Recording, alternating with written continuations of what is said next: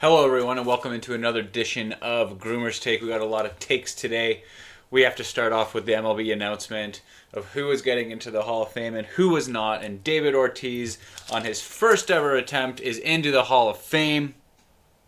Now, I think David Ortiz is a very good baseball player. I remember being a younger kid and thinking, where the hell has David Ortiz been the whole year, the whole season? Well, he was there. He was playing. He just wasn't playing very well. And that was around the time in 2003 when the MLB drug tested everyone to try and figure out who the heck was taking steroids and who the heck was not. Of course, there was a lot of names that came out before that who, in fact, were taking steroids. Sammy Sosa, Mark McGwire, Rafael Palmeiro. In 2009, a New York Times article came out saying that David Ortiz was indeed one of the 100 names on a list that did test positive for PEDs back in 2003. Whether he did or not, it doesn't matter to me, because as you'll see a bit later, we'll get into that. I just think putting him in on the first ever time, a lot of guys like this though, I feel like if they don't get in the first time, then when are they really going to? Unless they're players that weren't superstars, weren't elite. But guys like Ortiz and guys like other names that I'm going to talk about, if they don't get in the first time, then what are you doing? They should be in. Just think it's kind of weird he was in on the first time. But anyways, congratulations, David Ortiz. You are in. Fantastic ball player. And now you are headed to Cooperstown.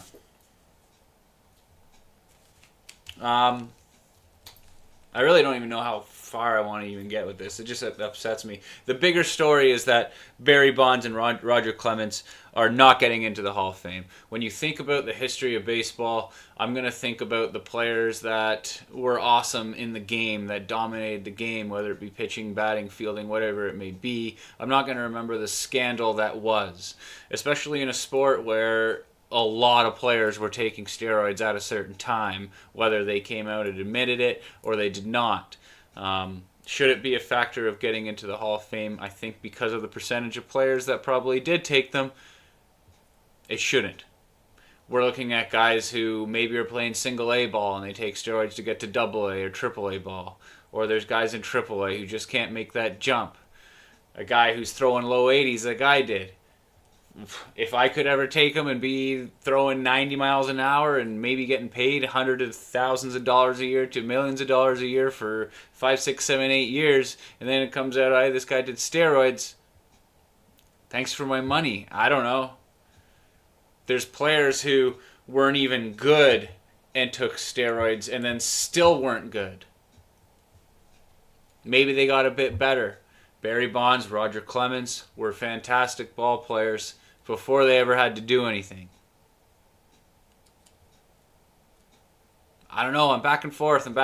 Ultimately, I think, were they good baseball players? What did they do for the sport? How exciting were they? Did they win? And yes, these guys did.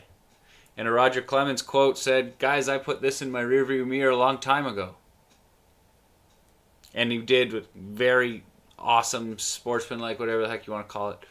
Roger Clemens said, we should focus on the future. Curt Schilling said, of not getting in on his last ballot, I believe, saying, guys, I don't want to talk about the people who didn't get in. I want to talk about the guys that did. And he congratulated David Ortiz. Awesome. I love that. This makes me sad in a lot of different ways. I didn't think I would feel this way, but I do. Baseball is one of my favorite sports of all time. I bled it for a long time. It was my life for a very long time.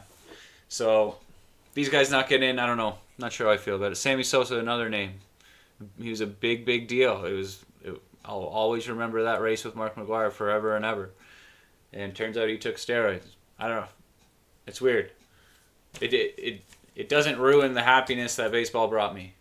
And the happiness that it brought the game. Very weird. We're going to go to Australian Open. The Australian Open quarterfinals. We're going to strictly talk about our guys, the Canadian boys. Ajay Al-Assim up 2-0 and loses. Daniil Medvedev battles all the way back to win 3-2. And really, I didn't watch too much of it. I caught the end of it this morning. And you know what? I'm not going to say that the kid lost it. He's a young kid. This guy's like 20, 21 years old, whatever it may be. Same with Shapovalov. I'm never going to get that right on the first try. These kids are good. I'll focus on this match. Some of the rallies these guys had, 20 plus rallies, and then it just didn't go his way in the end. But he's a young kid. He's going to win a lot. Look at what he's doing right now. Yes, he's not. Well, I'm not going to put Medvedev down. He's an excellent player. He's the next guy to beat after Nadal and Djokovic have retired or whatever. But really, OGL's team's going to win a lot. And Denis Shapovalov couldn't complete the comeback, but he almost did too. Both of these guys, two young Canadians, are going to dominate tennis one day. You heard it here, not first.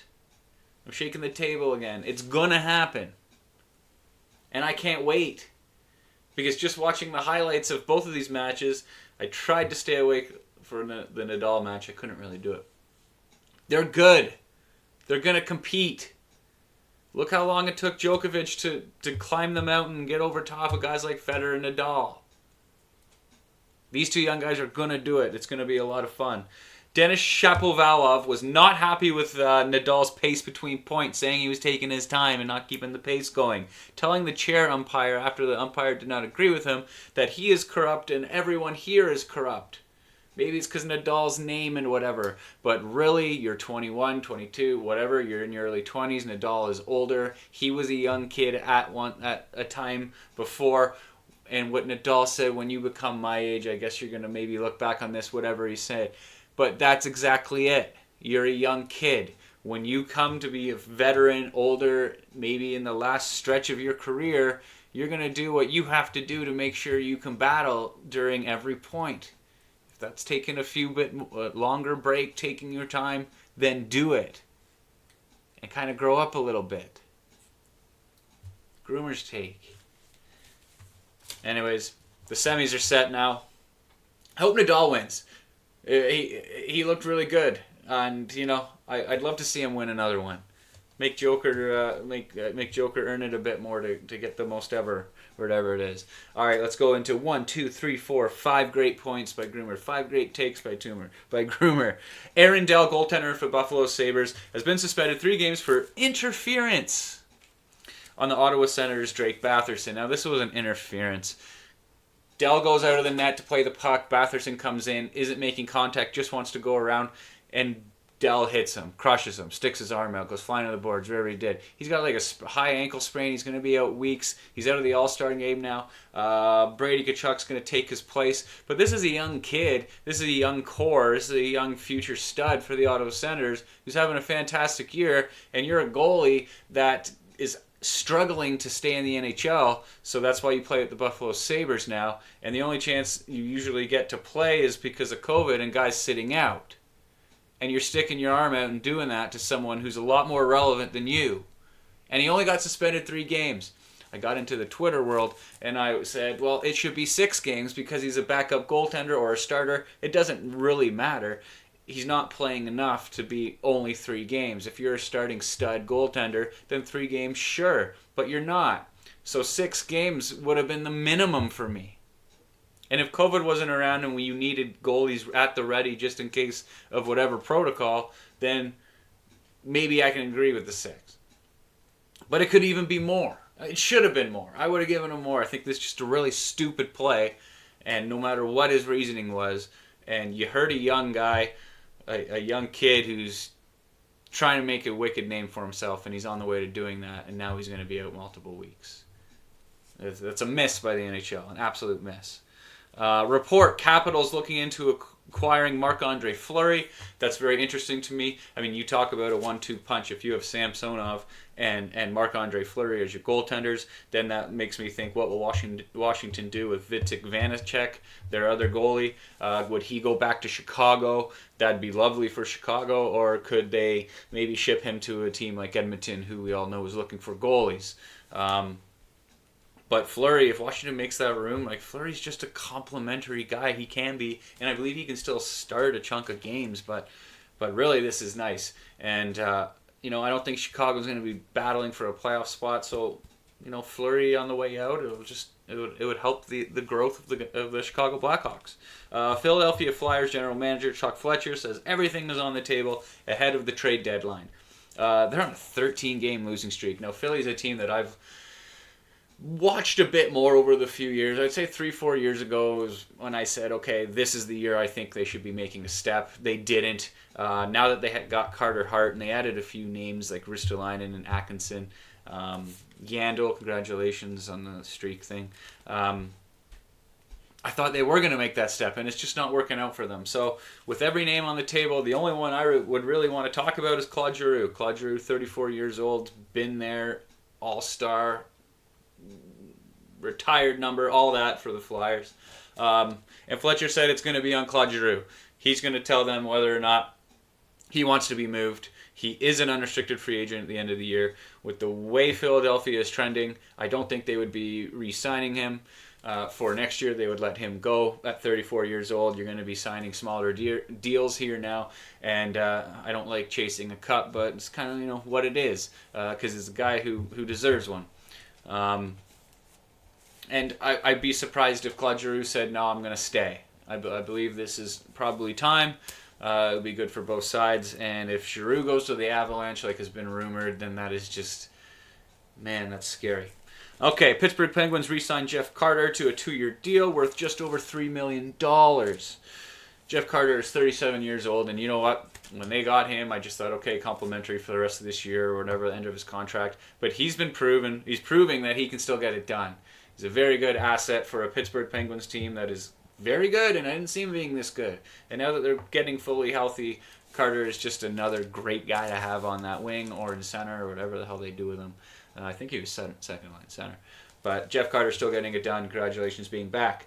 Let's get out of here on Sean Payton in the NFL. Steps down as the head coach of the New Orleans Saints after 15 seasons. Now remember with the New Orleans Saints, the only thing I could remember with them before anything with Drew Brees was Horn, the wide receiver, I believe. I liked him a lot. Ricky Williams, of course, and then the rest I don't remember anything. Maybe McAllister, I think he might have been there with Breeze as well. But really, this is big news, and it's fishy, right? Sean Payton stepping down. There's so many jobs available. Could he go back to Dallas? I believe that's where he was an OC or a DC or something like that. It'd be sketchy if he went right away. I could see him maybe taking a year away from football, going in the booth, doing something, maybe in a studio. But you're gonna see him head coaching again somewhere. And if I was to bet, I'd say it'd be Dallas. He'd be in Dallas, and that'd be pretty cool. But Sean Payton out in New Orleans. New Orleans might be going through it now for a bit. Who knows? Who knows, right? Anyway, Grimmer's Take. Catch you later. Thanks for tuning in.